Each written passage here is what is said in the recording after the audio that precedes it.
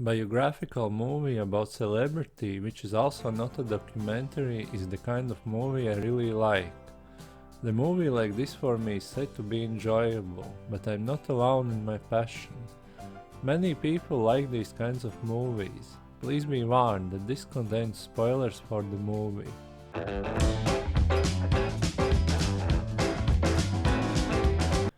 Biographical movies usually are so interesting because they cover a person's whole lifetime or at least big chunk of it. And you can see here that art truly imitates life, because real stories often are more captivating than completely fictional ones. This is why statement based on true events makes everything more exciting. But how real are these real stories? Because dry facts are not that interesting. They need to have coverage of emotions and feelings on top of them, because we experience life not through facts themselves, but how we feel about them, or at least how we are made to feel about them. But this is a slippery slope. This way we can change the meaning of a fact. The fact doesn't have any value until we give it this meaning. And here lies a problem with movies like Elvis. Movies are made to make profit out of them, and profit comes from an audience. But who is the audience of a movie like Elvis? Of course, there are many random people watching this, but I would like to guess that very big part of this audience is the Elvis fans. And you don't want to upset your audience, so in this case you don't want to upset the Elvis fans. So I have come to one important point of the Elvis movie. This is a movie glorifying Elvis.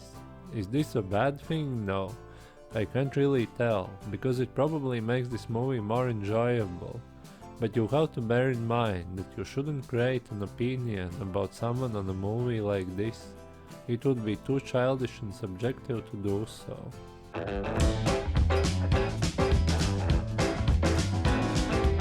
So, what can I really tell about the Elvis movie? When I read Elvis' biography after watching this movie, I came to a conclusion that the movie for the most part got everything actually right, which is a good thing. But how did it glorify Elvis? You see, avoiding certain stuff isn't getting things wrong. Not telling everything isn't lies, but it most certainly can influence an opinion. Of course, I'm talking about Elvis meeting his wife Priscilla while she was 14 years old, and he was 24 at the time, but I may be too harsh on the movie. Because it mentions this stuff, it just doesn't exactly say their age. I will let you be the judge of how ethically right this is. The movie completely left out Elvis' relationship with Linda Thompson, who he dated for 4 years, from 1972 until 1976. Of course, Elvis had many one-night stands, but relationship of 4 years are an important part of his life. I could speculate that displaying this could probably show the sad side of Elvis' life, because during this time period his health was deteriorating fast. He died in 1977, only 1 year after the breakup.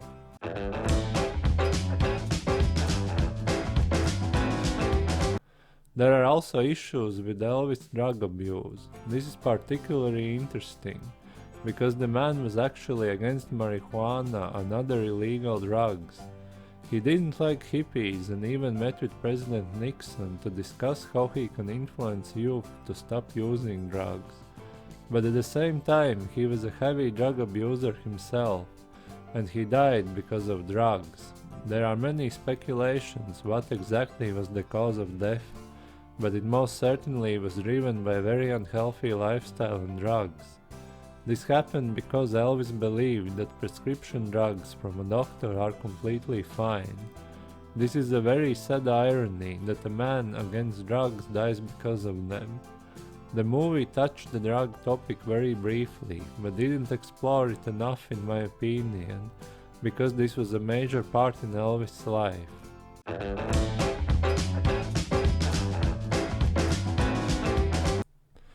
The other interesting thing movie left out was Elvis' group of friends, family members and employees, who had even a special name, Memphis Mafia. They all were partying pretty hard all the time. Movie shows this, but it always is in the background. There also were this hairdresser, Larry Geller, who introduced Elvis to spiritual books and philosophy. Elvis was very interested in this stuff and took a lot of books with himself while touring. Many of these people from Memphis Mafia later on went and wrote books about their relationship with Elvis. And there are a lot of different opinions about him. Movie of course portrays him as a pretty nice guy, but that probably isn't true.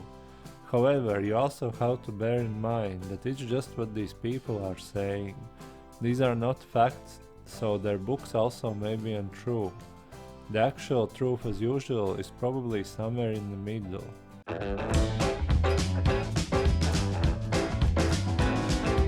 But there are also things in the Elvis movie which were certainly over-dramatized and didn't happen in real life. One of them was the scene with Parker meeting Elvis in the attraction park, and then closing a deal in a private Ferris wheel ride. This didn't happen in real life. Parker even wasn't working at the traveling circus at that time anymore. There is nothing particular about the actual meetup, it was just business.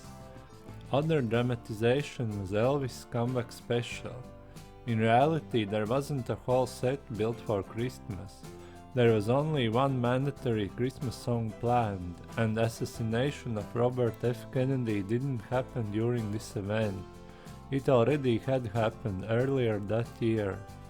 One more notable and true event is that Elvis didn't fire Parker on stage during a performance.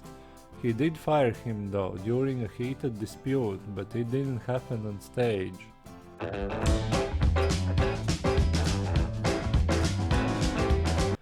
Elvis' involvement in the black community in this movie is true, and that is one of his strong good points. The thing about being poor and living in a black neighborhood is also true.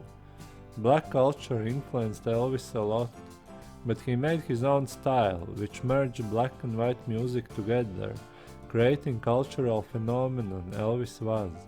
This served as a very positive influence to bring black and white people together. B.B. King knowing Elvis before and after he got famous is also true, and those are important facts about his life. The movie heavily focuses on this stuff because this is where it can show the good side of Elvis.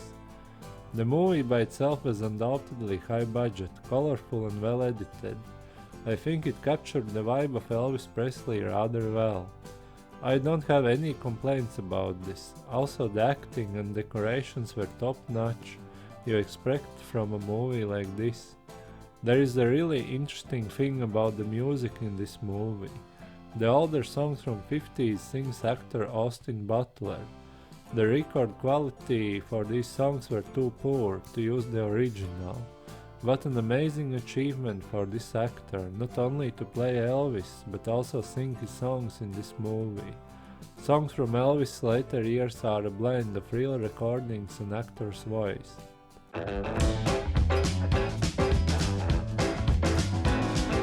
In conclusion, I would like to point out that Elvis' personality and relationships with other people are the stuff I wanted more in this movie. The movie heavily focuses on Elvis' music career, but I was more interested in the man himself. For me, these personal things are always more exciting, but I guess it's fine, because Elvis' music career is much more fact-based. You can't speculate about it so much. You may think that I criticized this movie quite a bit, but in fact I enjoyed it. I give this movie 8 out of 10, which is a close rating to the one in IMDb. Just please don't form an opinion about him only by this movie. This is made to be fun and enjoyable, just like his music. If you are more interested in Elvis, there are many books and articles about him. Thank you for watching.